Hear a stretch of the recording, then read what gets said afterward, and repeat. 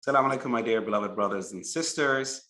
In today's episode in our series, Stories of Kings, we're going to talk about a king that had just one son.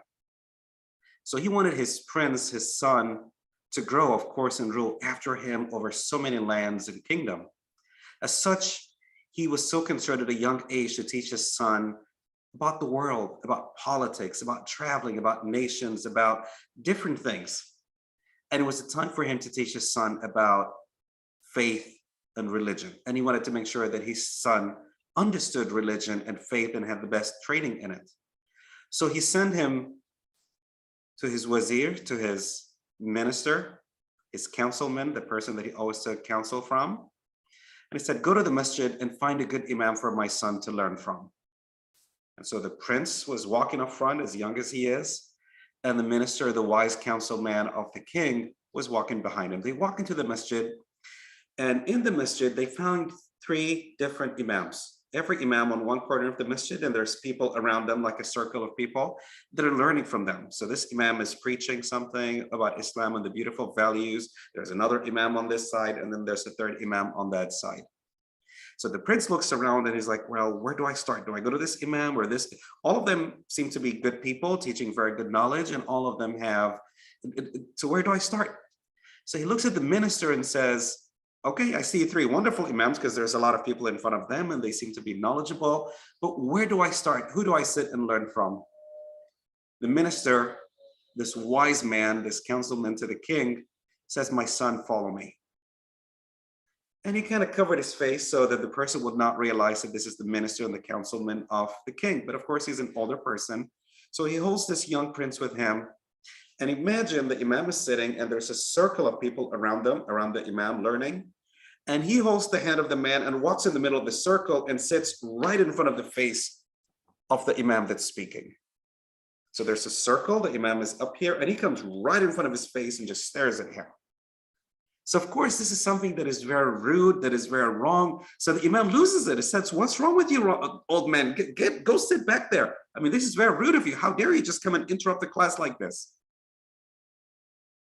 And he holds the hand, doesn't say anything, just holds the hand of the prince. And it says, my son, come with me. And they go to the second imam, who has a beautiful circle. Everybody's quiet and learning, and the imam is speaking. And he brings this little kid and sits right in front of the imam to his face, just interrupting the whole circle. And it's just facing the imam in his face.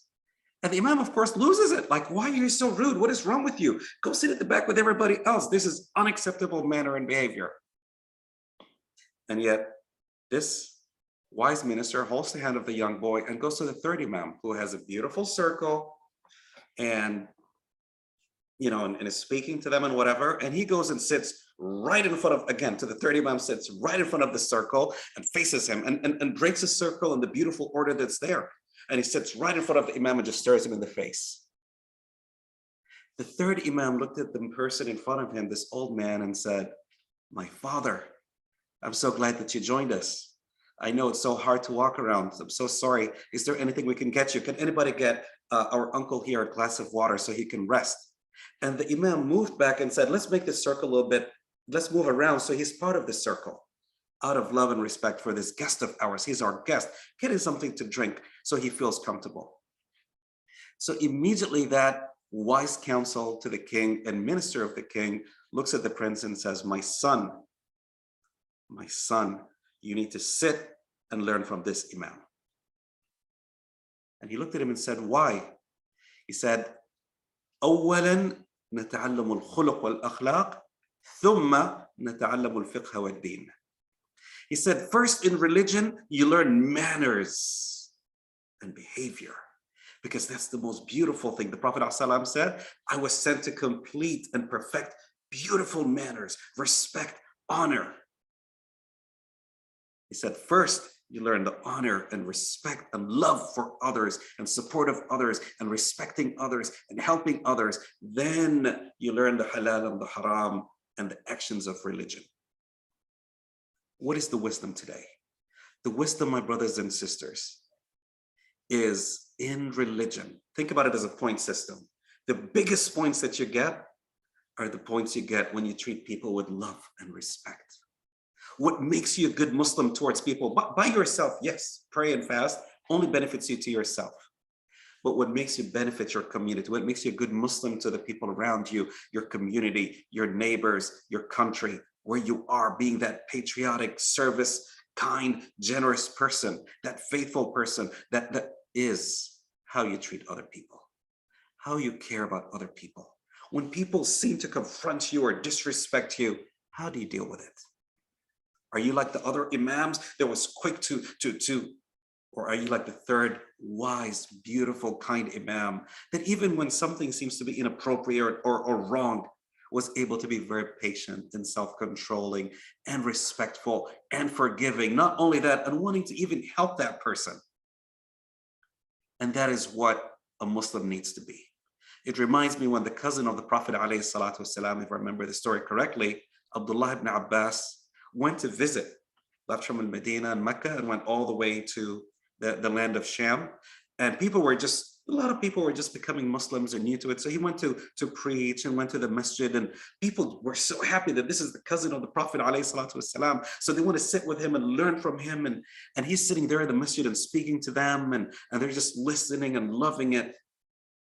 However, right behind the wall of the masjid, as he's speaking to them, right behind the wall of the masjid was a tree, and under that tree was a group of kids. And one of them had a very beautiful voice, and he had something like what we call the oud, something like a guitar or something, and he was just playing it, and they were sitting there just laughing and singing and very loudly.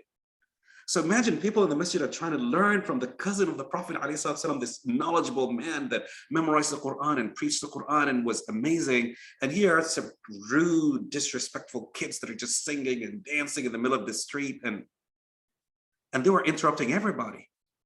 So one of the people in front of Sayyidina Abdullah ibn Abbas, one of them, the people of masjid that are there to learn, looks at this cousin of the Prophet, this amazing, beautiful imam and great scholar, and says, raise your hand and ask Allah to destroy them. I mean, those are people interrupting us learning the Quran and in the masjid. Raise your hand and ask Allah to destroy them. So Abdullah ibn Abbas immediately raised his hand, and the entire masjid raised his hand, knowing that he's going to pray that Allah destroys them. Abdullah ibn Abbas raised his hand and said, and you could hear those people just laughing and having fun and playing their music, said, Allahumma, كما أزعدتهم في دنياهم فأزعدهم في آخرتهم. Allah, you made them so happy. We can hear them laughing like now. You made them so happy in this world. Allah, make them happy in the hereafter. Make them happy on Al-Qiyamah. So immediately one of the people in the masjid just left the masjid and ran to the boys and says, you have no idea how lucky you are. He said, what do you mean? He said, we're in there with the cousin of the Prophet ﷺ. We're trying to learn about our deen and about our religion, and you guys are being loud and rude. And we asked him to pray to Allah destroys you. Instead, he prayed and said, Allah, you made them happy right now in this world, in this dunya. Make them happy in their day of judgment. They said, wait. The cousin of the Prophet ﷺ is here, and you pray that Allah destroys me, but instead he said, Allah, to make me happy in my hereafter. They said yes. Immediately that musical instrument just broke it, and he ran to the masjid and he hugged the cousin of the Prophet ﷺ and said, from today onwards, I am your number one student. And he started to learn the Quran and pray and use that beautiful voice to be one of the greatest imams and scholars. The key to people, if you want to win people, if you want people to love you, if you want Allah, more importantly, to love you, if you want to follow the teachings of this Prophet Muhammad ﷺ that you love so much and we love so much, treat people with kindness, with gentleness, and when they wrong you, forgive them. The moral of the story, and I always ask this question to a lot of people, and I say, who's your favorite imam? Especially the younger people. They say, I love Imam so-and-so. And I say, what makes him so good? And they say, because this imam, he has 300 clips on YouTube. Doesn't mean anything. Everybody could speak good. Do you know that Shaitan, the devil, demon, whatever you want to call him, is one of the best speakers in the world or the universe? If somebody speaks, doesn't make them good or bad. It's their actions. It's how they treat people out in the street. It's how they treat their family. It's how they treat the people around them. It's how they treat their neighbors. It's how they So the moral of the story, my brothers and sisters, is treat people with kindness and gentleness. And if they wrong you, be like the third Imam, kind and forgiving towards them. May Allah bless your day.